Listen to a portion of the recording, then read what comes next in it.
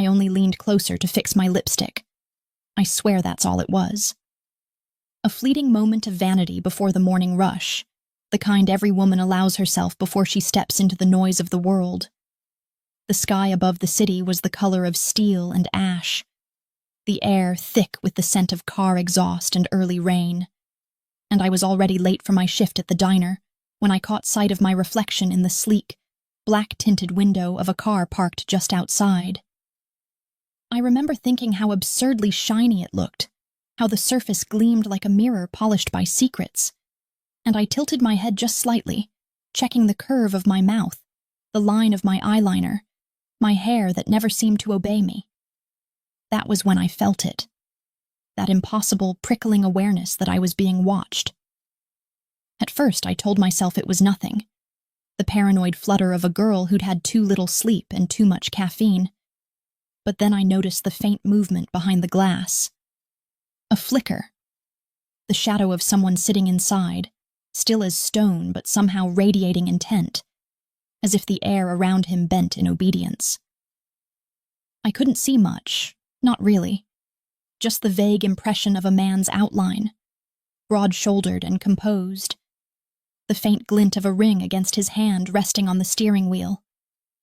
My pulse stuttered.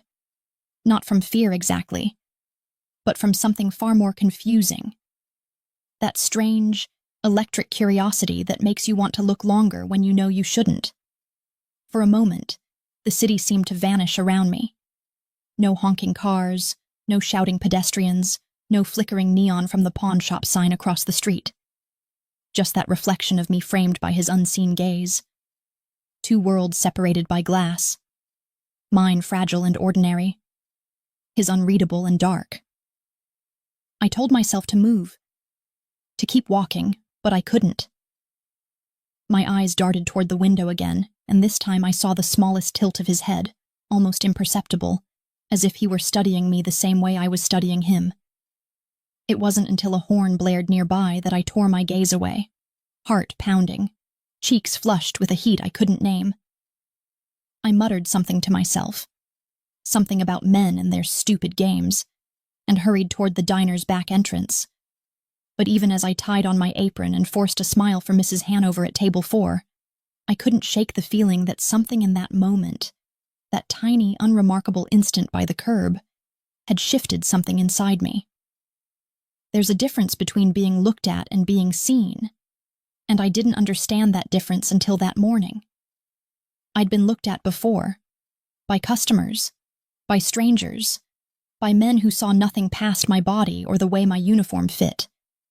But that man behind the glass, whoever he was, he saw something else entirely.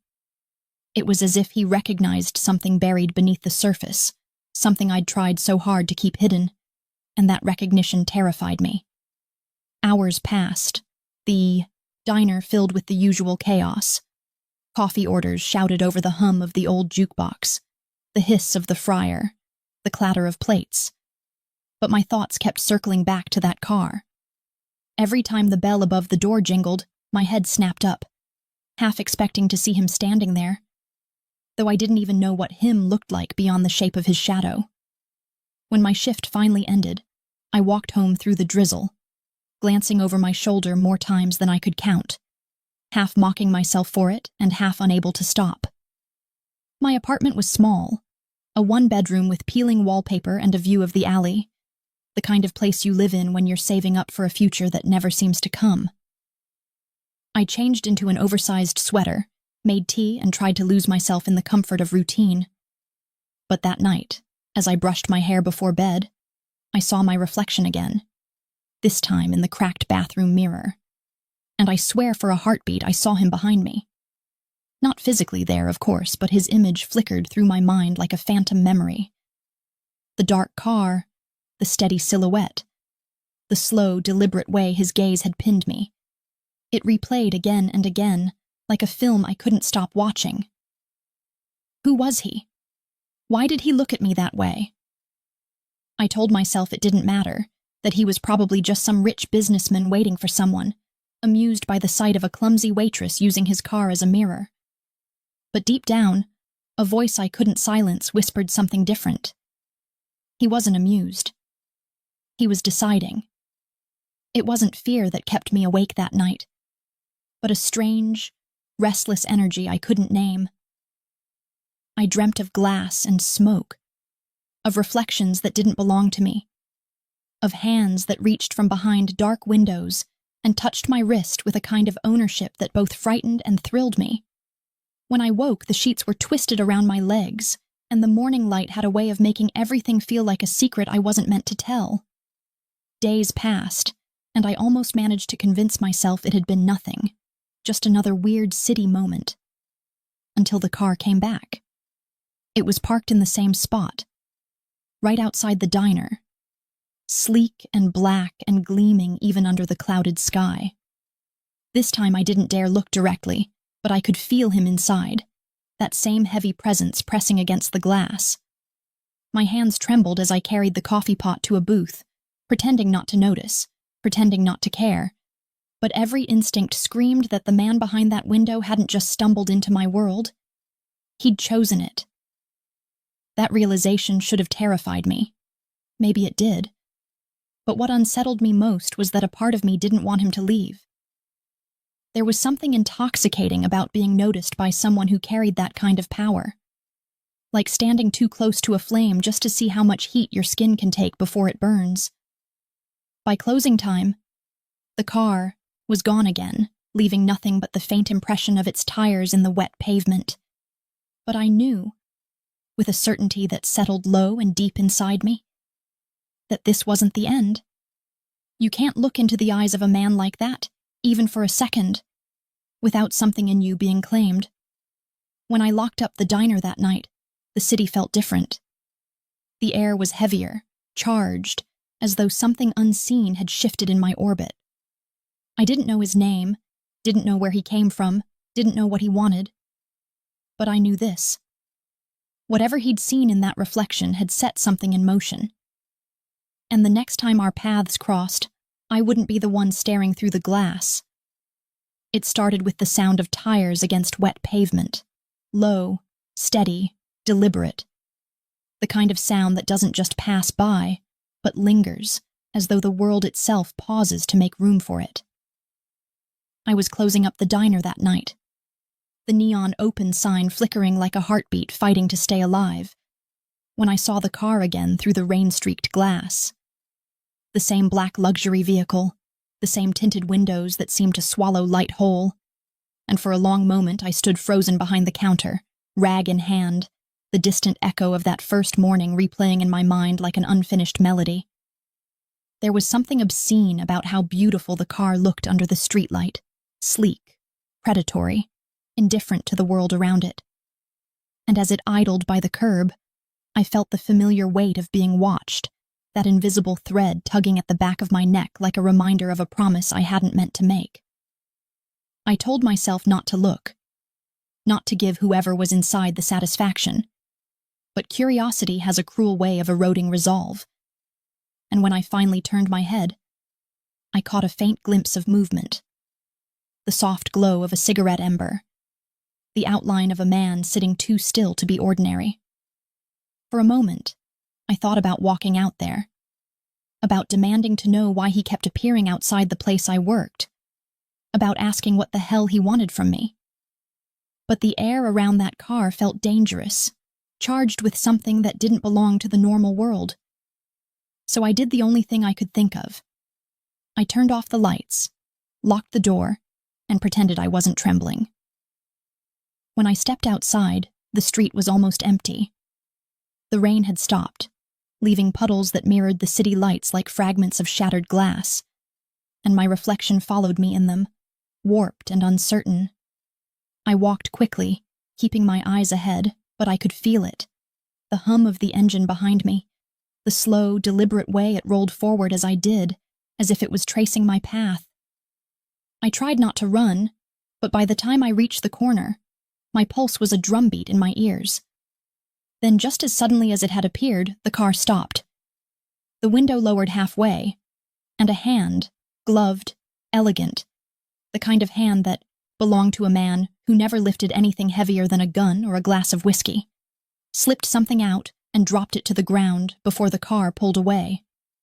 It was a card, black, glossy, embossed in silver letters so faint they almost disappeared when the streetlight hit them. No name, no logo, just a time and an address written in handwriting that looked too precise to be casual. Saturday, 8 p.m., the Moretti estate. I didn't need to Google it to know what that name meant. Everyone in the city knew. The Moretti family wasn't just powerful. They were a rumor that walked. The kind of people you only spoke about in whispers. The kind whose last name carried the weight of blood and money, and the kind of silence that can bury an entire neighborhood. For hours that night, I sat on the edge of my bed, staring at that card. The ink gleamed under the dim lamp, and I couldn't tell if it was an invitation or a warning. Maybe both. I told myself not to go, that no good ever came from stepping into the shadows willingly, that men like the one in that car didn't notice women like me without a reason. And reasons in their world were rarely kind. But curiosity is a dangerous thing. And by the time Saturday came, I found myself standing in front of my mirror, wearing the one dress I'd been saving for a better day. The one that made me feel like I could belong somewhere else. Someone else. The Moretti estate sat at the edge of the city, behind iron gates and rows of cypress trees that stood like sentinels guarding old sins. The drive up was long and winding, lined with lights that glowed like watchful eyes, and when the main house came into view, a sprawling mansion of dark stone and glass, cold and regal, I had to remind myself to breathe. 2 men in black suits waited at the entrance, their faces carved from stone, their expressions unreadable. One of them opened my door without a word, and the other simply said, "He's expecting you." He, no name, no introduction, just that single pronoun heavy with ownership, as if the entire world already knew who he was. Inside, the air smelled of cedar and money and danger. The marble floors gleamed beneath my heels, and the walls were lined with art that looked too expensive to exist in the same reality as me. I was led through a corridor that seemed to stretch endlessly before opening into a room dimly lit by chandeliers and candlelight. He was there, sitting at the far end of a long mahogany table, a glass of amber liquid in his hand, his gaze fixed on me with that same unflinching intensity I'd felt from behind the glass days ago. Nikolai Moretti. The name didn't need to be said. It lived in the space between us, in the heavy silence that filled the room, in the way he leaned back slightly, studying me as though he already knew the ending of the story and was simply waiting for me to catch up.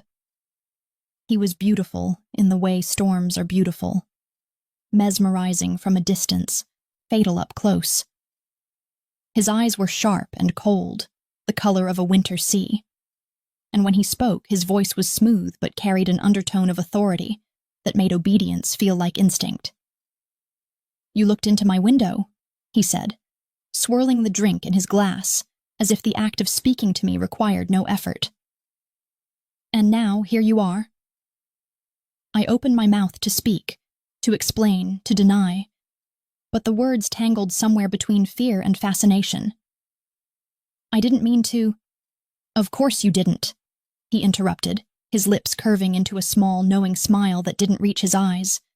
"But you did, and that makes you interesting." The word interesting shouldn't have sounded like a threat, but from him it did. He stood then, slow and deliberate, crossing the room with the kind of grace that comes from knowing exactly how much space he owns. When he reached me, he didn't touch me, not yet, but his proximity felt like a touch all the same. "Do you always wander into things you don't understand?" he asked softly, the scent of smoke and leather clinging to him. I wanted to say yes, that curiosity was my curse, that I'd always been drawn to the edges of danger just to see what it felt like. But before I could answer, he lifted a hand, his fingers brushing a strand of hair from my face, his eyes studying me as though trying to memorize something he couldn't quite name. "You shouldn't look into mirrors you don't own," he murmured, the words landing somewhere between warning and possession. For a heartbeat, I forgot how to breathe. The world seemed to narrow down to the space between us, to the rhythm of his voice, to the quiet promise hidden beneath it. He turned away before I could respond, leaving me standing there, pulse wild, thoughts scattered like shards of broken glass. A man in a suit appeared beside me, silent as a shadow, and handed me a small velvet box before escorting me back toward the entrance. Inside the box was another card, identical to the first, except this one didn't have an address. It had a single line written in the same silver script. "Next time, don't make me invite you." I clutched it all the way home, my heart pounding with something that wasn't quite fear but wasn't safety either. I didn't understand him. I didn't understand why he'd chosen me, what game he was playing, or why I couldn't stop thinking about the sound of his voice. But one thing I did know, this wasn't over. Whatever door I'd stepped through that night, it had locked behind me, and the man on the other side wasn't going to let me walk away. When the invitation came, it wasn't in a card this time. It came in the form of a black car waiting outside my apartment, engine idling, gleaming like a shadow made of metal and intent. The kind of car that doesn't ask if you're ready. It simply assumes you are. I stood by the window for a long while, watching it through the thin curtain, my breath fogging the glass as I tried to decide if I was insane for even considering getting into it again. But curiosity, that slow poison that had already begun to sink its teeth into me, whispered that some doors are meant to be opened no matter the cost. The driver didn't speak when I finally stepped outside.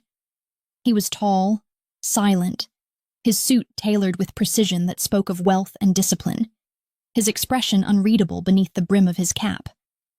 When I asked where we were going, he only said, "Mr. Moretti requests your company for dinner," as if the word request carried any real meaning when spoken in that tone.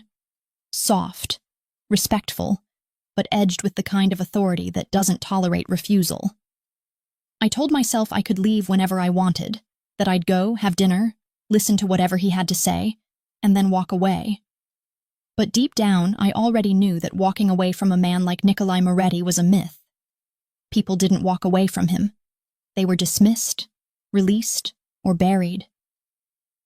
The city lights bled away as the car glided toward the hills, the sky deepening into bruised velvet, and my reflection in the tinted window seemed to shift with every passing mile, as if I was watching another version of myself emerge. Someone less afraid. Someone who understood that fascination and danger are often born from the same fire. When the car stopped at the gates of the estate, the world beyond it seemed detached from reality. The long drive lit by lanterns that cast golden halos over the rain-slick pavement, the mansion looming in the distance like a fortress built by someone who trusted no one. Inside, the air was warm and heavy with the scent of cedar and old wine.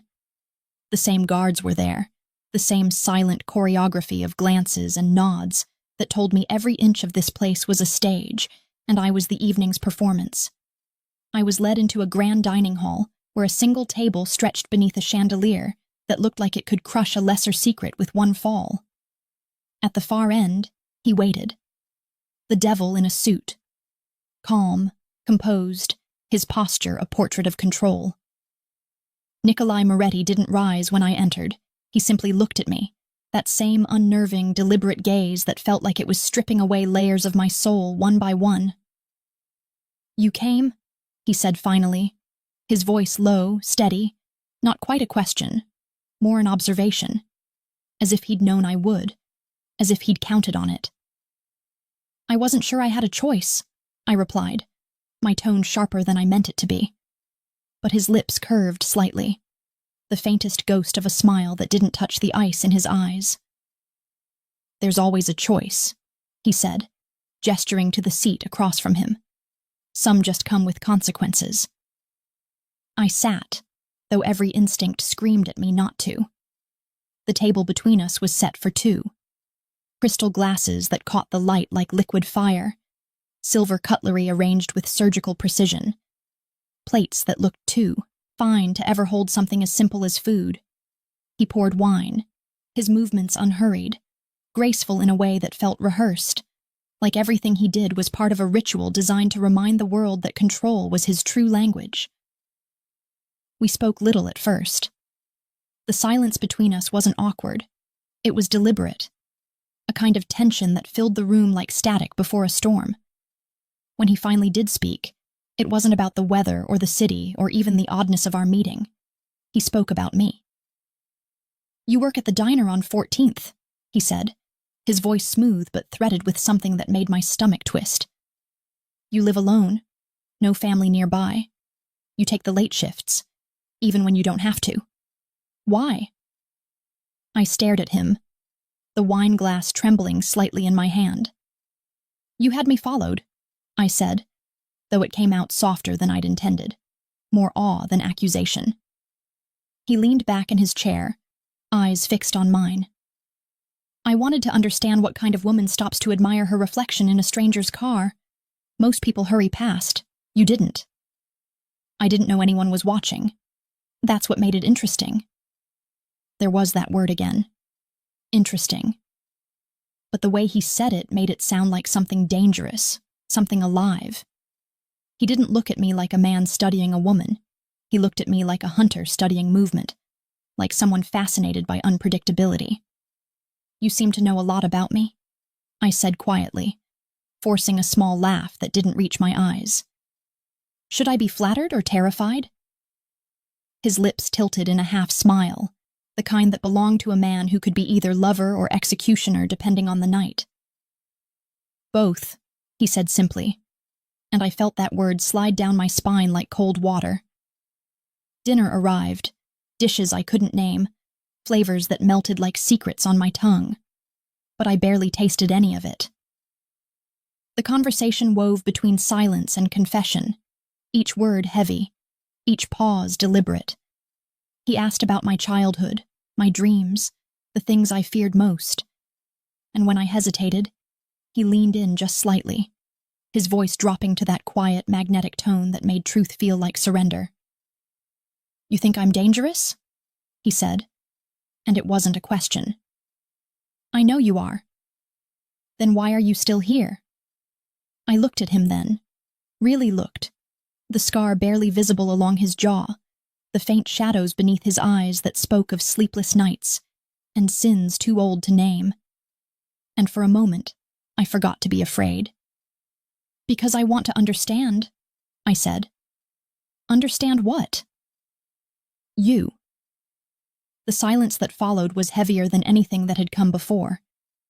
His gaze flickered to the wine glass, then back to me, as though weighing whether honesty was a currency he could afford. Finally, he said, "I don't think you'd survive understanding me." The words should have scared me, but they didn't. They intrigued me, carved themselves into me, because there was something in the way he said survive that felt like a promise rather than a threat. When the dinner ended, he stood and walked toward me, stopping close enough that I could feel the heat of him, the steady rhythm of his breath. He reached out, brushing his fingers lightly against my wrist. Not possessive, not yet, but claiming something invisible all the same. "Next time," he murmured, his voice like smoke curling in the dark. "You won't wait for an invitation." He stepped back, his expression unreadable, but his eyes lingered, deep, cold, endless, before he turned away. The driver appeared once more, silent as always, and escorted me out to the waiting car. As the mansion disappeared behind us, I pressed my fingers to the spot where he'd touched me, feeling the phantom warmth of his skin long after it should have faded. The night outside seemed quieter than before, the world emptier, as if everything ordinary had been stripped away. I told myself I wouldn't see him again, that this was the end, that I'd had my glimpse into the dark, and that was enough. But as the car turned toward the city, I noticed something etched into the fogged glass of the window beside me, faint but deliberate, as though written with a fingertip. "You're already mine." And that was when I realized this dinner hadn't been an invitation. It had been a beginning.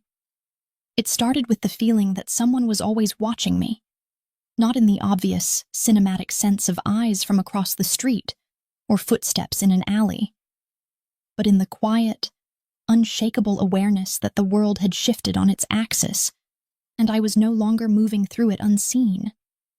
It was a whisper at the edge of every thought, a presence that lingered even in solitude, and no matter how many times I told myself it was paranoia, I could feel him, the echo of his gaze, the weight of his intent, somewhere just beyond the reach of light.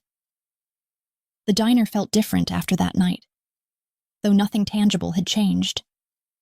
The same fluorescent hum, the same chipped mugs, the same smell of burnt coffee and grease.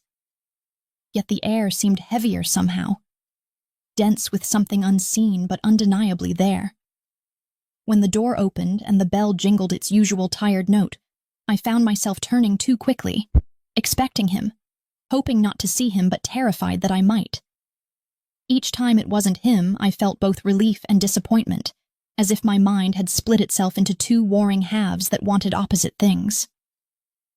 The first real sign came on a Tuesday, one of those gray mornings when the city felt like it hadn't quite woken up yet. A man I'd never seen before came in, tall, broad, dressed in a black suit that didn't fit the neighborhood, and sat at the far end of the counter. He ordered nothing but coffee, though he didn't drink it. He just sat there, silent, occasionally glancing at the door. When I went to refill his cup, he looked up at me, his eyes a shade too sharp, too observant, and said quietly, "Mr. Moretti sends his regards." My hand froze, the coffee pot trembling. "I don't know what that means," I managed, though my voice betrayed me, thinner than I wanted it to be. He smiled, not kindly but not cruelly either, just enough to let me know he'd said what he came to say. "He knows you've been thinking about him," he said, his tone soft and matter-of-fact, as though he were commenting on the weather. "That pleases him." Before I could respond, he stood, left a crisp $100 bill on the counter, and walked out. The bell jingled again, and then he was gone. The next day, the car was back. It sat across the street this time, half in shadow, its glossy surface reflecting the dull neon of the diner's sign. I tried to ignore it, but it was impossible. Every time I turned around, it was there. Patient, unmoving, a dark mirror waiting for me to look again. My coworkers teased me about being jumpy, about zoning out mid-sentence, but how could I explain that the same man who had whispered my name like a secret was now haunting my every reflection? I thought about confronting him. I thought about marching out there, knocking on that window and demanding to know what he wanted, why he couldn't just leave me alone.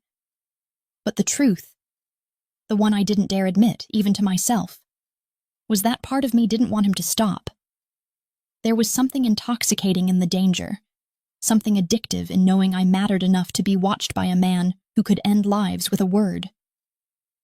That night, when I left work, I took the long way home, down alleys slick with rain, past flickering streetlights and shuttered storefronts, hoping to shake the feeling of being followed. But halfway down the block, I heard it. The sound of footsteps, slow, measured, keeping pace with mine. I turned sharply, heart hammering, and saw only shadows. "Who's there?" I called out, trying to sound braver than I felt, but the only answer was the soft hiss of water dripping from a broken gutter. I told myself I was imagining things, that the city plays tricks on people when they let fear seep too deep, and hurried the rest of the way home without looking back. When I reached my apartment, the door was slightly ajar. My breath caught, my hand hovering over the knob, a dozen thoughts colliding at once. Had I forgotten to lock it? Had someone broken in? Was he inside? The hallway light flickered overhead as I pushed it open.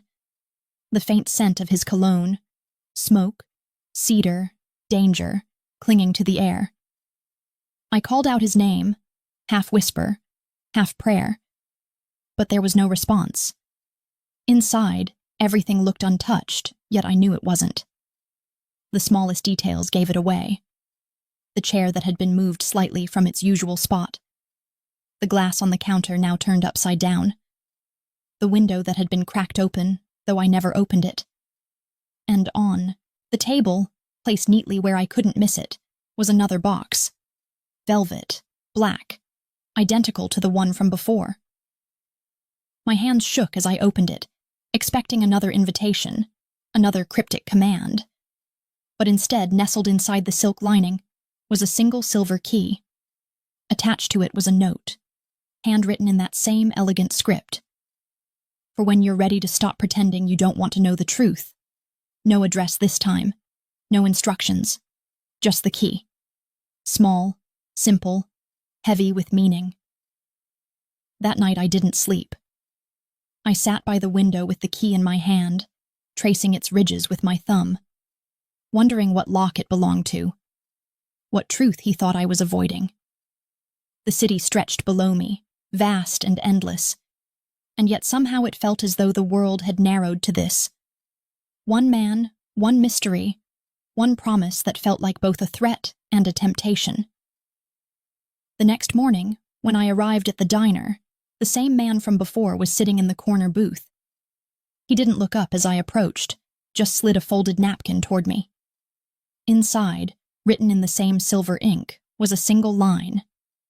Tonight, 10 p.m. Don't bring the key.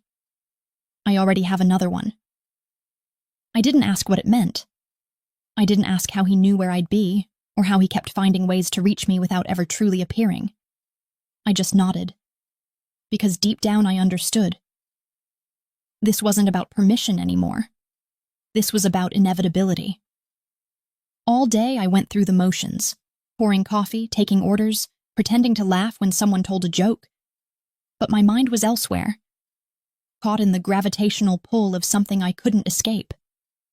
Every reflection, in the window, the chrome of the coffee machine, the surface of a spoon, seemed to hold his shadow now, watching, waiting, reminding me that my life before him had been nothing but an illusion of safety. When night came, I found myself standing outside once more, the city humming around me, the air thick with anticipation. The black car was waiting, of course it was. The same driver at the wheel, the same silent acknowledgement as he opened the door. I hesitated only for a heartbeat before stepping inside. He wasn't there. Instead, on the seat beside me lay a small envelope sealed in black wax. My name was written across it, and beneath, a single phrase that made my pulse quicken and my chest tighten with something dangerously close to longing. If you look over your shoulder, you'll see I never left. I turned, and through the darkened glass of the alley, illuminated by a single flickering light, stood Nikolai Moretti. Hands in his pockets, gaze fixed on me, the ghost of a smile playing at his lips. And even from that distance, even through the glass and the rain, I felt it again. That silent command, that invisible tether pulling me back toward the place I swore I wouldn't return to. Because I knew now, with every part of me that still remembered fear, and every part that didn't care anymore, he wasn't haunting me. He was claiming me, and the worst part was, I didn't want him to stop. It was raining the night I saw him for who he truly was. Not the man who whispered in shadows, not the dark savior who haunted my steps, but the creature beneath the suit, the one who lived in the space between desire and damnation, the man who ruled his world not with words, but with fear and blood, the kind of night where the sky seemed to grieve for something unseen, every raindrop sliding down the glass like tears that didn't belong to the clouds, and the city outside looked distorted, blurred through the water, as if the world itself was holding its breath, waiting for something terrible to happen. He'd sent for me again, not with a card this time, not with a message or a man, but with silence, the kind that feels like an order all its own. The car appeared outside my building just as the clock struck 9, its headlights cutting through the storm like eyes that had already seen too much. I told myself I shouldn't go, that I should ignore him, that I had already wandered too deep into his orbit to ever come back unchanged. But then I remembered the way he had looked at me the last time, the way his voice had brushed against my skin like a warning disguised as a kiss, and I found myself walking toward the car as if something inside me had already decided long before my mind caught up. The drive felt endless. The world outside was all gray and motion, streetlights smearing into gold streaks across the wet pavement, and the driver's silence was suffocating. I didn't ask where we were going. I didn't need to. I knew by the way my stomach tightened, by the way the air grew colder the further we went, that this night was different, that I wasn't being summoned for conversation or charm. I was being brought to witness something. When the car finally stopped, I realized we weren't at the mansion. We were in a warehouse district near the docks, the kind of place that reeked of oil, salt, and secrets. The air was thick, heavy with the metallic tang of rain mixing with rust and something else, something darker that made my pulse quicken. The driver opened the door without a word, his expression carved from marble, and I stepped out, my shoes splashing into a shallow puddle that rippled under the weight of my fear. The sound came first, muffled voices, sharp and low, cutting through the steady hiss of rain. Then, as I rounded the corner of the building, I saw them. A group of men, standing in a semicircle beneath a flickering light, their suits soaked, but their postures rigid, attentive, like soldiers awaiting command. And in the center of it all stood Nikolai. He looked different that night, colder, harder, every trace of the seductive composure I'd come to recognize stripped away. He wasn't playing the part of the charming devil anymore. He was simply himself, and that self was terrifying. His sleeves were rolled up, his hands bare, and there was something chillingly casual in the way he held the gun. Not like a weapon, but like an extension of his will. The man kneeling before him was shaking, muttering something in a language I didn't understand, his voice breaking under the weight of whatever crime had brought him there. I should have turned away. I should have run. But I couldn't. I stood frozen, watching through the rain-streaked window of the car, my breath fogging the glass as I tried to convince myself that this wasn't real, that I hadn't stepped fully into his world. But then Nikolai spoke, and the sound of his voice carved through the night like a blade. "You stole from me," he said, his tone quiet, almost gentle, which somehow made it worse. "And worse, you lied about it." The man pleaded, words tumbling out in desperation, but Nikolai didn't move. He didn't shout, didn't threaten, didn't even look angry. He just watched him, that same unflinching, unreadable gaze I had once mistaken for curiosity.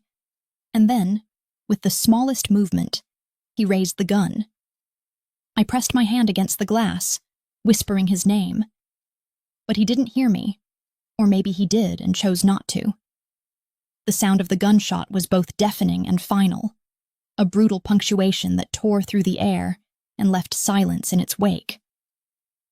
The man collapsed, his body crumpling into the puddle, the rain washing over him as though trying to erase what had just happened. And then, for a moment that stretched far too long, Nikolai didn't move. He stood there, the rain soaking through his shirt, the gun hanging loosely at his side, his eyes fixed on the body before him. It was the first time I'd ever seen him look human. Not in weakness, but in weariness, as if each drop of rain carried the weight of every sin he'd ever committed. When he finally turned toward the car, our eyes met through the glass. For a heartbeat, the world seemed to stop. He didn't look shocked to see me. He never looked surprised by anything. But there was something in his expression that made my chest tighten. Not remorse, not anger. Something else. Recognition, maybe, or acceptance. He walked toward me slowly, the sound of his footsteps muted by the rain, and when he reached the car, he didn't open the door right away. He just stood there, watching me through the window. the same window where it had all begun, the same reflection that had tied our fates together. When he finally did open the door, his voice was low, almost a whisper. "You shouldn't have come." "I didn't mean to," I said, though even as I spoke, I knew it wasn't true. I had come because some part of me had wanted to see the truth, had wanted to know the man behind the glass, even if that truth was made of blood and silence. He leaned in slightly, close enough that I could feel the warmth of his breath against my cheek, the scent of rain and smoke clinging to him. "Now you know what I am," he said, his tone flat, devoid of apology. I wanted to hate him. I wanted to scream, to tell him that he was a monster, that he had no right to look at me the way he did after what I'd just seen. But the words wouldn't come, because the truth that terrified me most wasn't what he had done. It was how I felt watching him do it. I should have been repulsed, but instead I felt something else. Something dangerous, something I didn't have a name for, something that burned in the hollow space where fear used to live. He reached up then, brushing his thumb along my jaw, his fingers trembling just slightly. And for the first time I saw a crack in his armor. "You should go home," he murmured, his eyes flickering away for the briefest moment. "Forget this. Forget me." But as he turned to walk away, I caught his wrist, my voice breaking before I could stop it. "I can't." He looked back, the faintest ghost of a smile touching his lips. Not one of satisfaction, but of inevitability. "No," he said softly. "You can't." The car door closed, and the driver started the engine. Through the window, I watched him fade into the rain, the darkness swallowing him whole, leaving only the faint reflection of my own face against the glass, pale, shaken, and irrevocably changed. As the car pulled away, I caught one last glimpse of the body lying in the puddle, the water already diluting the red that bloomed around it. And for a moment I thought I saw my own reflection rippling in that same surface. Blurred, fragmented. No longer the same woman who had once used a car window as a mirror. Because now I understood what he meant when he'd said he didn't want me clean. He wanted me marked. And I already was.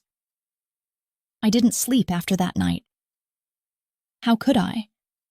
When every time I closed my eyes I saw the flash of the gun, the way his expression didn't change as life left another man's body, and the way the rain had washed the blood into the earth, as though the world itself had been trained to accept his violence without protest. I sat in my apartment until dawn, staring at my trembling hands as if they belonged to someone else, as if I could still feel the echo of that moment pressed against my skin. And the strangest part was that beneath the fear, beneath the disbelief, there was something else. Something I didn't want to name because naming it would make it real. Fascination, yes, but darker, deeper. The twisted understanding that I had seen him unmasked, and I still couldn't look away. When the sun finally rose, it felt wrong. Too clean, too bright for a world that had held so much darkness only hours before. The city moved on, as if nothing had happened. As if blood could vanish with the rain. But I couldn't move on. I spent the day at the diner, trying to disappear into routine, pouring coffee, smiling mechanically, laughing when I was supposed to, but every sound, every motion, felt detached, like I was a ghost haunting my own life. Every time the door opened, I looked up expecting him to walk through it, to bring the storm back with him. But he didn't. Instead, the emptiness he left behind followed me like a scent. Heavy, intoxicating, impossible to wash off. It was late that evening when the call came. The phone behind the counter rang just as I was closing up, and when I answered, I didn't hear a voice at first. Only silence. The kind that hums with restrained power. The kind that lets you know you're being studied. Then came his voice. Low, smooth, deliberate. Elena. Just my name, spoken like a confession, and I nearly dropped the receiver. "What do you want?" I whispered, though my voice didn't sound like mine. It sounded smaller, more fragile but maybe more honest than it had ever been. "I want you to come to me," he said, as though the world were built to obey his sentences. "There are things you need to understand." "I don't want to understand," I said quickly, my pulse racing. I saw enough.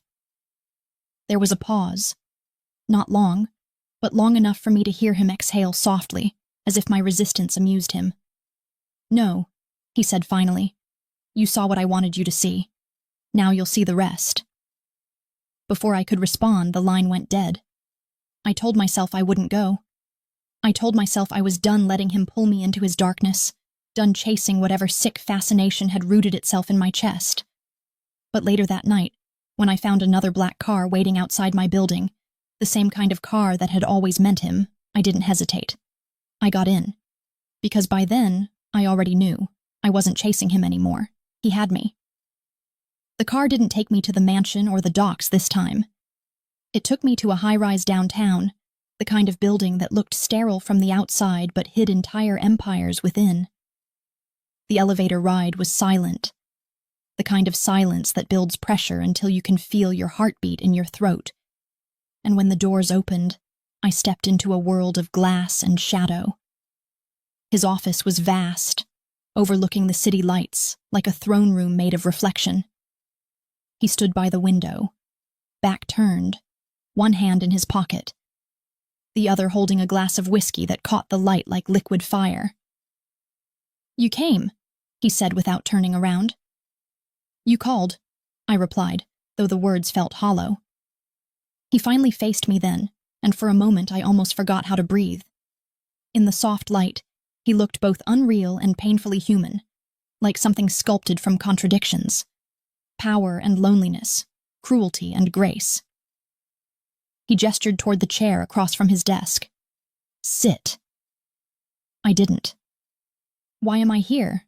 I asked. "Because you know too much to pretend you're innocent," he said simply, his gaze sharp enough to cut through pretense. "And because I'm not done with you." The words sank into me slowly, like a poison that tasted sweet at first. "Not done with me?" I repeated, forcing a laugh that sounded too brittle. "What does that even mean, Nikolai? You think you can just drag me into your world, scare me half to death, and then what? Expect me to just stay?" He set his glass down, the soft clink echoing in the vastness of the room. "I don't expect," he said quietly. "I decide." There it was. The truth I'd known but never said aloud. He didn't live by chance. He didn't ask. He didn't hope. He commanded, and the world bent to his will. I shook my head. "You killed a man," I said, my voice cracking. "You shot him like he meant nothing." "He did mean nothing," Nikolai said, his tone even, too calm. "He betrayed me. In my world, betrayal is a death sentence." "Your world," I repeated, the words sharp with disgust and disbelief. But even as I said them, I knew I was already a part of it. He moved closer then, slow, deliberate, until there was only inches between us, until I could feel the heat of him radiating through the space. "You keep saying it like you don't belong in it," he murmured, his voice low, dangerous. "But tell me, Elena, if you were so disgusted, why didn't you run? Why are you here now?" I opened my mouth to answer, but nothing came out. Because he was right. I should have run, but I didn't. I should have screamed, but I hadn't. I should have wanted to escape him, but instead I was standing in front of him, trembling not from fear, but from the unbearable pull that kept dragging me back to him. "You don't know what I want," I said softly. He smiled then, slow, cruel, knowing. "I think I do." He turned and walked back to his desk, opened a drawer, and pulled out a document, thick paper, neatly folded. He placed it in front of me. "This," he said, "is a contract." I stared at it. "What kind of contract?" "The kind that keeps you alive," he said simply. "Your brother owes money to men who don't forgive debts. I paid them off this morning." My heart dropped. "You... what?" He owed them more than he could ever repay, Nikolai continued, his tone calm, businesslike, as if discussing the weather. He's free now. You're welcome. I felt dizzy, my thoughts scattering like leaves in a storm. Why would you do that? He met my gaze. Because I'm not in the habit of giving something for nothing. It hit me then, the true meaning of the deal he was offering. What do you want? I whispered. He leaned forward, resting his elbows on the desk, his eyes burning into mine. Loyalty, he said, honesty, obedience, and maybe... He paused, his voice dropping lower, almost tender. Maybe a little bit of you. I should have refused. I should have thrown that contract back at him and walked out, but instead I stood there silent, because the truth was that I had already given him those things without a signature. I had already become part of his world the moment I'd looked into that car window. He slid the paper toward me. Sign it, and you'll be under my protection. No one will touch you. No one will dare. You'll belong to me. I stared at the pen in his hand, at the faint tremor in my own fingers as I reached for it. The rain outside tapped softly against the glass, a steady rhythm that felt like a countdown. My heart pounded so hard it almost hurt. As I pressed the pen to the paper, I heard him murmur something, low, almost to himself, but the words seared into me all the same. You don't wear my name, he said. You wear my protection. And I knew then, with a clarity that felt like surrender, that this wasn't freedom. It was the most exquisite kind of cage. When the ink dried, he smiled, slow and dangerous. Welcome to my world, Elena. And though I didn't say it aloud, I knew the truth. I hadn't entered his world. I'd been his from the moment he first looked at me through that glass. It's strange how quickly a cage can start to feel like safety. How easily the walls that confine you can begin to resemble protection when the person who built them knows exactly how to make you forget they exist. After I signed that contract, after I handed him my freedom disguised as a favor, the world as I knew it dissolved. Not with noise or violence, but with silence. The kind that wraps itself around you like velvet, warm and suffocating all at once. Nikolai didn't ask me to move into his mansion. He didn't need to. He simply started removing the world I used to belong to until there was nowhere else left to stand. The diner was the first to go. I arrived one morning to find it shuttered. The windows covered with brown paper. A handwritten sign taped to the door that said, "Closed until further notice." The owner, Mr. Hanley, left me a message later that day, his voice apologetic but confused, saying something about unexpected buyouts and generous compensation. I didn't need to ask who had orchestrated it. There was only one man who could turn an entire slice of my life into dust with a single phone call. When I confronted him that evening, standing in the vast stillness of his office, the city glittering behind him like 1,000 unkept promises, he didn't look up from the papers on his desk. You don't need that job anymore, he said, his tone calm, almost distracted. It was never going to keep you safe. I didn't ask to be kept safe, I snapped, though even as the words left my mouth I knew they were only half true. He lifted his gaze then, slow and deliberate, his eyes the color of smoke before a storm. No, he said softly. You asked to understand me, and now you do. I wanted to argue, to tell him that I hadn't asked for any of this, that safety wasn't worth the price of being owned, but the words tangled in my throat, caught somewhere between defiance and longing.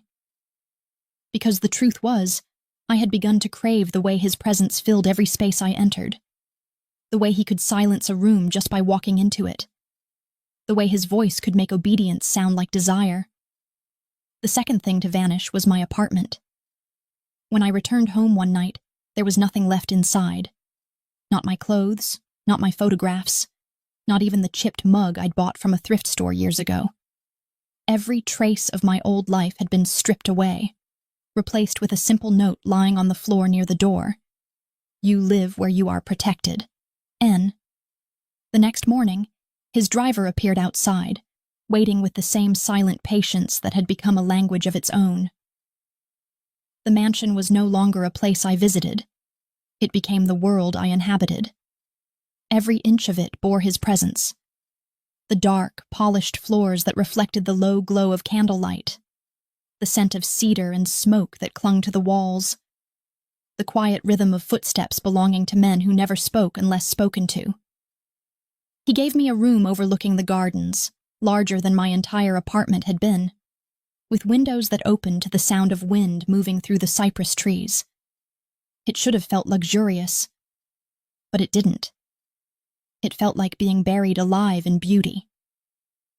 The wardrobe was already filled with clothes in shades of black, cream, and wine, all perfectly fitted, all chosen by him. When I asked what had happened to my old things, he said, "You don't need reminders of who you were. You're not her anymore." Sometimes I caught myself believing him. He had a way of making the world bend toward his version of the truth, of speaking in absolutes that left no room for argument. When he spoke, even silence felt like agreement. Days passed in a strange rhythm I couldn't quite name. I learned the habits of the house, the way the guards rotated at dusk, the way the kitchen lights always dimmed after midnight, the way his office door remained slightly ajar when he wanted me to come in without being summoned. And I did, always. I told myself I was free to leave, but every path led back to him. It was during one of those nights, when the sky outside burned violet and the air was heavy with the scent of rain, that he came to my room. I was sitting by the window, staring at my reflection in the glass, trying to remember what I looked like before his world reshaped me. The door opened quietly behind me, and though he didn't speak, I knew it was him, by the way the air shifted, by the quiet certainty that followed him everywhere. "You shouldn't sit in the dark," he said, his voice softer than usual, almost thoughtful. "I wasn't waiting for you," I lied, though we both knew I was. He moved closer, his reflection joining mine in the window. Two ghosts framed in the glass, his figure solid, mine blurred by the faint tremor in my breath. "No," he said quietly, "but you were thinking about me." When he touched my shoulder, it wasn't gentle. It wasn't cruel either. It was ownership disguised as affection. His fingers traced the line of my collarbone, slow and deliberate, and when he leaned in, I felt his breath against my neck. Warm, controlled, the calm of a man who never takes what isn't already his. "You belong to me now," he murmured, not as a question, but as a fact. I wanted to deny it, to tell him that belonging was not the same as being bound. But the truth pulsed too loud between us, and I couldn't lie to myself anymore. He turned me to face him, his eyes holding mine with that same terrible gravity that had trapped me since the day I first saw his reflection in the glass. "There are people who would hurt you to hurt me," he said. "I need them to see that you are untouchable." I frowned, my pulse quickening. "And how exactly do you plan to make me untouchable?" He smiled, a slow, knowing curve of his lips that made my heart stutter. "By marking what's mine." Before I could ask what he meant, he reached into his pocket and pulled out a small velvet box. Inside, nestled against black silk, was a necklace. Silver, delicate, the pendant shaped like a small circle of mirrored glass. "Wear this," he said. "It's not jewelry, it's protection." When I lifted it, I noticed the faint glint of technology embedded in the metal. A tracker, maybe, or something worse. I looked at him, my voice unsteady. "So you can watch me?" "So I can find you," he corrected softly, stepping closer. "If anyone ever tries to take you from me, I'll come for you. Always." The words should have frightened me, but they didn't. They wrapped around my spine like heat, a promise carved in danger. I let him fasten the necklace around my throat, the cool metal settling against my skin like a brand. When he was done, he traced a finger along the pendant, his touch lingering. "You don't wear my name," he whispered. "You wear my protection." After he left, I stood before the mirror for a long time, staring at the glint of silver at my throat. It shimmered faintly in the low light, beautiful and terrible all at once. I should have felt trapped, but instead I felt seen, claimed, defined in a way I had never been before. That night, as I lay in bed, the rain began again, soft and steady against the windows, and I thought of him. The way his voice filled every silence, the way his eyes found me in every reflection. I told myself this wasn't love. It couldn't be. Love didn't sound like ownership, didn't taste like fear. And yet, when I closed my eyes, all I could think was that no one in the world had ever looked at me the way he did, as though I wasn't something fragile to be protected, but something rare to be possessed. And deep down, buried beneath the shame and the thrill, I realized the most terrifying truth of all. I didn't want to escape him anymore, because some cages are too beautiful to leave.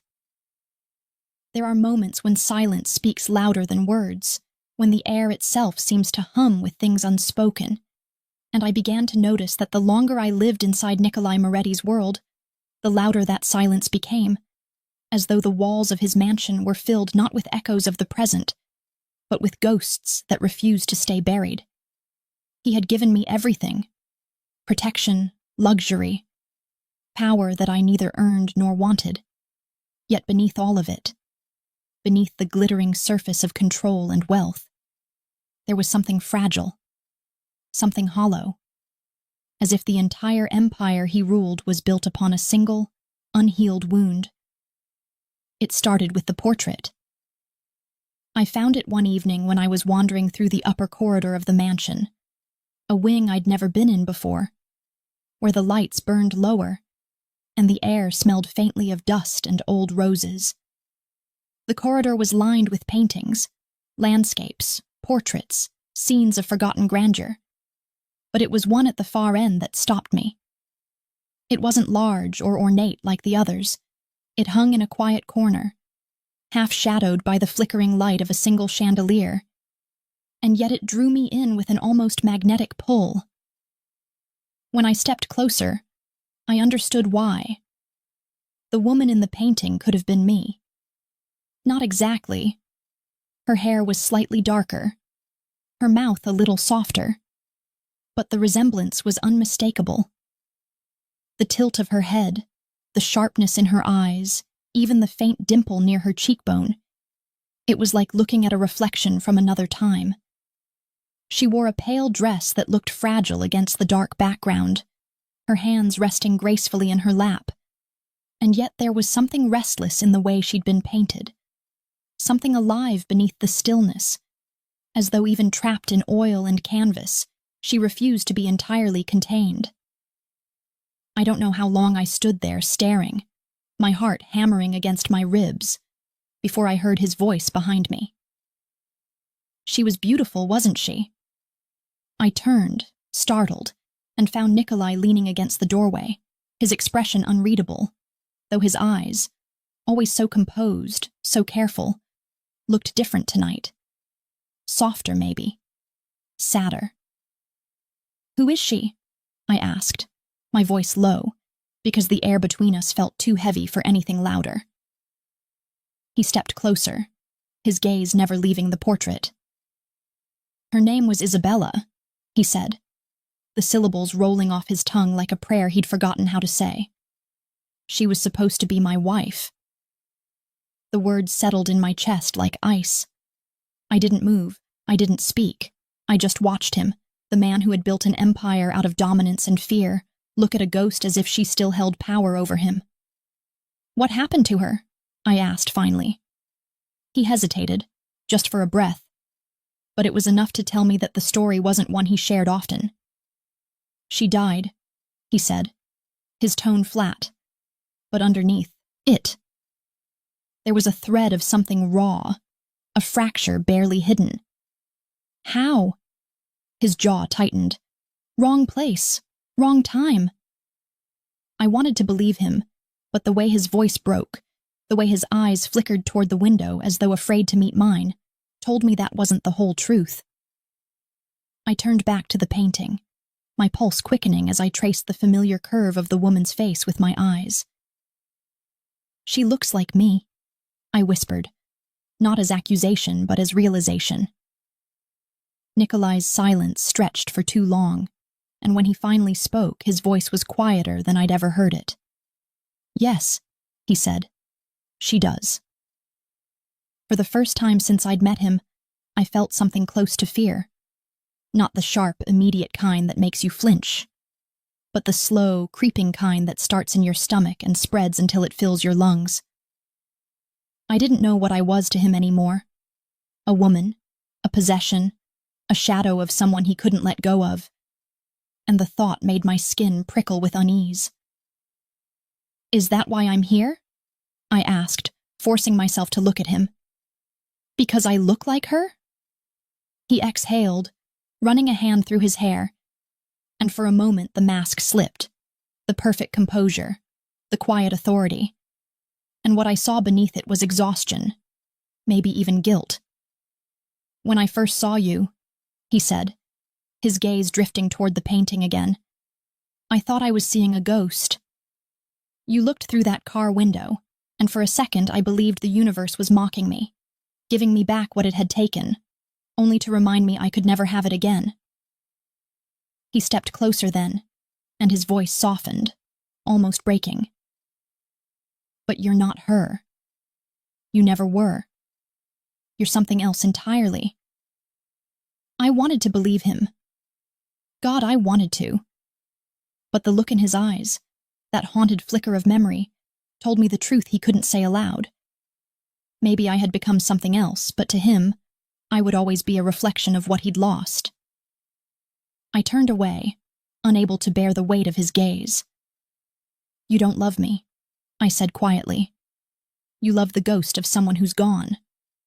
He moved before I could take another breath, his hand catching my wrist, his grip firm but not cruel. "Don't tell me what I feel," he said, his voice low, dangerous, trembling at the edge of control. "You think I don't know the difference between the living and the dead? You think I can't see what's right in front of me?" His touch was fire, and I hated that I wanted to stay in it. "Then what am I to you?" I asked, meeting his eyes, daring him to answer. For a moment he didn't speak. He just looked at me, and there was something wild in that silence, something breaking. When he finally did answer, it wasn't with the certainty I'd come to expect from him, but with the honesty of a man who had finally stopped pretending. "You're a mistake I can't stop making," he said. The words hit harder than any confession could have. I felt them sink into me, raw and irreversible, and before I could speak, before I could think, he kissed me. It wasn't gentle, it wasn't even kind, it was desperate, a collision of memory and need, of grief disguised as hunger. I should have pulled away, I should have slapped him, screamed at him, done anything but what I did, which was kiss him back. When he finally let me go, he didn't apologize. Nikolai Moretti never apologized. He just stepped back, breathing hard, his eyes clouded with something I couldn't name. "I told myself I wouldn't do that," he said, more to the floor than to me. "You make me forget things I can't afford to forget." I wanted to speak, to ask what exactly he meant, but he turned away, walking toward the door. At the threshold he paused, his back still to me. "Don't come to this part of the house again," he said. "Some ghosts aren't meant to be disturbed." And then he was gone. I stood there for a long time, my heart pounding, my lips trembling, the taste of him still lingering like a curse. When I looked back at the portrait, the flickering chandelier light made it seem as though the woman was smiling, a small, knowing curve of her mouth that hadn't been there before. That night, as I lay awake in my room, staring at the ceiling, I realized something terrible. I wasn't jealous of her. I was afraid of her. Because if she was his past, then I was her continuation. And the thought of inheriting a dead woman's fate wrapped around me like a prophecy waiting to be fulfilled. And somewhere, deep down, I knew this. Ghosts don't haunt the living without reason. Sometimes they just want company. I had always believed that the worst kind of danger was the kind you could see. The flash of a gun, the echo of footsteps in the dark, the silhouette that lingers too long at the edge of your vision. But I was wrong. Because the true danger, the kind that ruins you from the inside out, is quieter, subtler. It wears the shape of comfort and whispers your name like a promise. It's the moment you start trusting the very thing that's been unraveling you all along, and by the time you realize it, it's already too late. After the night I found the portrait of Isabella, something changed between Nikolai and me, though neither of us said it aloud. He became distant in the way a man becomes distant not because he wants to leave, but because he's terrified of what he might destroy if he stays. The air between us was always charged, always heavy with something unsaid, and every time his eyes met mine, I saw the ghosts he refused to name. Not just hers, but his own. He stopped visiting my room at night. He stopped calling me Devushka, the Russian word he'd once said like a secret. He started locking his office again, and when I passed by those doors, I heard the low murmur of voices. Men who came and went without names, carrying with them the Aussais, scent of cigarettes and secrets.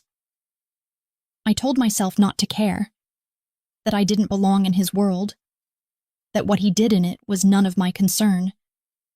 But I couldn't stop listening for his footsteps, couldn't stop waiting for that familiar shadow to cross my doorway. One evening, I followed him. He left the mansion after midnight, dressed in black. His movements so quiet it was as if he'd learned to move through the world without leaving a trace. I waited 5 minutes before slipping out behind him, my heart pounding in my throat. The rain falling soft and cold as I trailed the car down the winding drive until it disappeared into the city. I took a cab, whispering directions that barely made sense, my fingers shaking around the edge of the seat. The car stopped at an old building near the river. Brick, windowless, the kind of place that had seen more crime than daylight. I stayed in the shadows as he entered, but before the door closed, I caught a glimpse of the men waiting inside. Broad, armed, faces too hard to belong to anyone innocent. I knew I shouldn't have gone inside, but something stronger than fear pulled me forward. I crept along the wall, the sound of my heartbeat louder than the rain. When I found the narrow stairwell that led down to the lower level, I could hear them. Nikolai's voice, calm and measured, and another man's, rougher, angrier. "You think you can control everything?" the stranger was saying, "but you can't even see what's happening under your own roof." Nikolai's reply came low, dangerous, steady as the click of a safety being released. "I see everything, including men who forget who they owe their lives to." I dared to peer around the corner. The room was dim, lit only by a hanging bulb that swung slightly from the draft. Nikolai stood near a table covered in papers, his gun resting at his side, his face composed but his eyes sharp as a blade. The man across from him was older, heavier, his jacket soaked through with rain. "Your empire's falling apart," the man said. "Your enemies know about her." The word hit me before I could process it. Her. Me. My breath caught, but I clamped a hand over my mouth, forcing myself to stay still. Nikolai's eyes narrowed. "Be careful with your words." "You think hiding her will save her?" The man sneered. "You're not the only one who remembers Isabella. The Bratva remembers too. They know the girl in your house, the one who looks just like her. They know what she means to you." The silence that followed was deafening. I could see the slight twitch in Nikolai's jaw, the muscle that flexed only when he was trying to keep himself from exploding. "If they touch her," he said quietly, I'll burn their entire world to the ground." The man laughed, and I heard the sound of something metallic, the cocking of a gun. "You won't have to burn it," he said. "It's already on fire." The next moments were chaos. Nikolai moved faster than I could comprehend, a blur of precision and violence. The gunshot echoed off the concrete walls, followed by another and another. I flinched, pressing back against the wall as shouts filled the air. By the time I dared to look again, the other man was on the floor, a dark pool spreading beneath him, and Nikolai was standing over him, breathing hard, his hand still steady on the weapon. He didn't see me at first, but then, as if some invisible thread pulled his gaze, he turned. His eyes met mine through the half-open doorway, and the look that passed between us was unlike anything I'd ever seen in him. Not anger, not shock, something worse. Fear. "Elena," he said, his voice sharp, cutting through the distance. "What are you doing here?" I couldn't speak. My throat was dry, my body trembling. I took a step back, but before I could answer, I heard it. The echo of footsteps behind me, the sound of a gun being raised. "Don't move!" a voice growled, and before I could react, a hand grabbed me from behind, yanking me backward. I screamed, the sound tearing through the silence as cold metal pressed against my neck. Nikolai's expression changed instantly. All control gone, replaced by something primal and vicious. "Let her go," he said, his voice low but deadly. The man holding me laughed. "You think you're untouchable, Moretti? You think your ghosts can't bleed?" The next few seconds were a blur. Nikolai lunging forward, the flash of gunfire, the smell of smoke and blood. The man behind me jerked violently, and I felt the weight of his body collapse before I even understood what had happened. Nikolai caught me as I stumbled, pulling me against him, his arms iron around my trembling frame. "I told you not to follow me," he whispered harshly, his breath warm against my ear. "I told you not to come near this." "I had to know," I choked out, my voice shaking. "You kept everything from me. You kept her from me." His grip tightened. "You don't understand. This isn't about her anymore." "Then what is it about?" He looked down at me, and in that moment the mask fell completely. His eyes were wild, desperate, burning with something that looked too much like regret. "It's about you," he said. "They're coming for you because of me." Before I could respond, the door at the far end of the room burst open. Shouts filled the air. More voices, more footsteps. Nikolai's men rushed in, guns drawn, shouting commands I couldn't understand. Someone grabbed me, pulling me toward the exit, but I twisted free, turning just in time to see Nikolai raise his weapon again. The world exploded into noise, bullets, screams, smoke. I hit the floor, crawling toward the wall, my hands slick with blood I couldn't tell was mine or someone else's. A sharp pain sliced through my arm, but I barely felt it. All I could see was him, standing in the saw, middle of the chaos, fighting like a man who knew he wouldn't make it out. "Nikolai!" I screamed, my voice raw, but he didn't look back. One of the men reached for me, shouting something in Russian, and before I knew it, I was being dragged out through a side door, my vision blurring, my body trembling with shock. I fought to see him one last time, to make sure he was still standing, but the last thing I heard before the door slammed shut was another gunshot. Loud, final, echoing through the dark. The car engine roared to life, and the city lights blurred into streaks as we sped away. I pressed my hand to the wound on my arm, my breath coming in shallow gasps, my mind spinning between disbelief and terror. "Where is he?"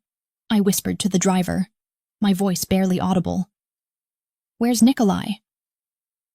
The driver didn't answer. His eyes stayed fixed on the road ahead, his jaw tight. When we reached the mansion, I stumbled out before the car even stopped, running through the doors, calling his name. But the house was silent. Too silent. The the kind of silence that feels like mourning. And then I saw it. On the marble table in the foyer, a single object gleaming under the chandelier light. My necklace. The one he'd fastened around my throat with a promise of protection. Only now, the pendant was cracked straight down the middle, a thin line of blood smeared across its surface. I sank to my knees, the weight of it hitting me like a blade to the chest. Because even before anyone said it, even before the phone rang with the news I already feared, I knew. He hadn't made it out. For days I lived in a silence that did not belong to the living, a silence so thick, so consuming, that it felt as though the entire world had stopped breathing the moment he did. Time lost its edges. Morning and night bled into one another, until I couldn't tell whether I was awake or trapped in the fevered echo of a dream that refused to end. The mansion, once pulsing with invisible life, became a mausoleum. His men moved like ghosts through the halls, speaking in hushed tones, their eyes averted, as if saying his name too loudly might summon something they weren't ready to face. I became a shadow inside those walls, a ghost haunting the ghost of a man who had built his kingdom from power and ended it with blood. They said he was dead. They said the last bullet had found him just as he was dragging one of his men to safety, that he had fallen near the old river docks where the rain still hadn't stopped. They said there was too much blood to mistake it for anything else. But there was no body. There was no grave. Just an absence that felt too deliberate, too clean, like a wound that refused to scar. I told myself I should leave, that I should take what he'd given me and run as far as I could, that this house, this life, this story that had consumed me didn't belong to me anymore. But I couldn't. His world had wrapped itself around me, too tightly, like a second skin I could no longer peel away. His scent still lingered in the air, faint but impossible to forget. And sometimes, late at night, when the wind moved through the cypress trees, I swore I could still hear his voice, low, commanding, threaded with the promise of things unfinished. It was on the 7th night after his disappearance that I found myself drawn back to the place where it had all begun, the street outside the diner, where months ago I had leaned against a car window and met the gaze of the man who would ruin and remake me all at once. The city was quiet, the rain soft, the air heavy with the scent of wet asphalt and memory. The diner had reopened under new management, its lights spilling weakly across the pavement. But the car was not there, only the faint reflection of myself in the glass, pale and hollow-eyed, as if I were looking at someone I used to be. I traced my finger across the window, following the outline of my reflection, and for the first time I realized how much I had changed, how much of him lived in me now. The way I carried my shoulders, the way my gaze held steady even in darkness, the way I no longer flinched at the sound of thunder or the sight of blood on the pavement. I was no longer the girl who'd used a stranger's car as a mirror. I was something else. Something that belonged to both worlds, his and mine. I turned to leave, but that was when I saw it. The car. The same black vehicle, sleek and silent, materializing out of the rain as if conjured from the shadows themselves. It rolled to a stop at the curb, and for a moment I couldn't move. My breath caught, my heart stuttered, because part of me knew it was impossible. He was gone. He was dead. But another part of me, the part that still felt the phantom weight of his hand on my skin, whispered that impossibility had never stopped him before. The driver's door opened first, and I recognized him instantly. Victor, Nikolai's most loyal man, his expression a mask carved from granite. He said nothing as he walked around the car and opened the back door. And then I saw him. Nikolai Moretti. Alive.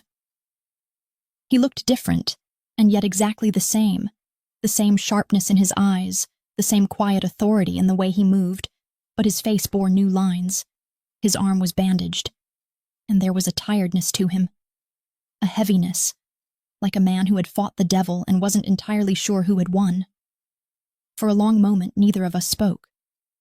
The rain fell between us, thin and endless, the world holding its breath. Finally, he stepped forward, his gaze fixed on mine, and when he spoke, his voice was low, roughened, human in a way I'd never heard before. "You shouldn't be here." I laughed, a broken, bitter sound that cracked under its own weight. "That's what you said the first time I found you." He almost smiled, but it didn't reach his eyes. "I told you not to follow me. And you told me you'd find me if anyone ever tried to take me away," I said, my voice trembling. "So why did you let them think you were dead?" He didn't answer right away. He looked past me, toward the diner, toward the life I'd lost, and said quietly, "Because the only way to protect something is to make the world think it's no longer worth stealing." His words hit me harder than I expected. I wanted to be angry, to scream that he had no right to decide what my life was worth, that I had spent days mourning him, drowning in a silence that wasn't mine to bear. But when I looked at him, the exhaustion etched into his features, the pain he didn't bother hiding, I understood. He hadn't disappeared out of cruelty. He had done it the only way he knew how, through sacrifice. He took a step closer, and I could see it in his eyes now. The thing he never said but always meant. The apology. The confession. The truth. "I thought I could keep you out of this," he said. "I thought I could give you back the life I took. But every time I tried to let you go, I found you here." He tapped a hand lightly against his chest. "You became the one thing I couldn't protect myself from." The words undid me. All the walls I had built, all the strength I had pretended to have came apart in that moment. "You can't keep living like this," I whispered. "Always running, always fighting shadows." He smiled faintly, a ghost of his old self. "I was born in shadows, Elena. But you were supposed to be my light." I shook my head, tears hot and merciless on my cheeks. "Light can burn, Nikolai. Sometimes it doesn't save. Sometimes it destroys." He reached for me then, his hand trembling slightly as it brushed against my face. "Then let it destroy me," he said softly, "as long as I die looking at you." I don't know who kissed whom first. Maybe it didn't matter. Maybe it was always going to happen. Inevitable, doomed, perfect in its own tragic symmetry. The rain poured harder, blurring the world around us, washing away everything but the taste of him, the feel of his hand in my hair, the sound of my heartbeat syncing with his. When we finally broke apart, his forehead rested against mine, our breaths tangled. "There's no going back," he murmured. "If you stay in my world. And there's no forgiveness there, only survival." "I stopped wanting forgiveness a long time ago," I said. "I just want you." He closed his eyes, and for the first time I felt him shake. Not with fear, but with surrender. The headlights of another car appeared in the distance, slicing through the rain. He turned, his expression shifting, his body tensing like a man already halfway to war. "They know I'm alive," he said quietly. "They'll come." "Then we'll face them," I whispered, my hand finding his. "Together." For a heartbeat, he looked at me as though seeing something holy, something he didn't believe in anymore but wanted to. Then he squeezed my hand, and without another word, we stepped back into the car, the rain roaring around us, the city lights melting into liquid gold through the windows. As the car pulled away, I looked at my reflection in the glass. Not the frightened girl I once was, but the woman I had become. And behind me, I saw his reflection too. Steady, unyielding, the same man who had once watched me through this very window and decided I was something he could never let go of. And in that moment, I understood what it meant to belong to someone not because they owned you, but because they saw you. The parts you hid, the darkness you tried to bury, the reflections you were too afraid to face. The rain blurred our faces together on the glass, two silhouettes bound by the same madness, the same love, the same unspoken truth. Some stories don't end where they should. Some burn too bright to fade quietly. And as the city vanished behind us, I realized ours was one of them. Because in the end, the mirror didn't lie. It never had. It had simply been waiting for both of us to finally see what was always there.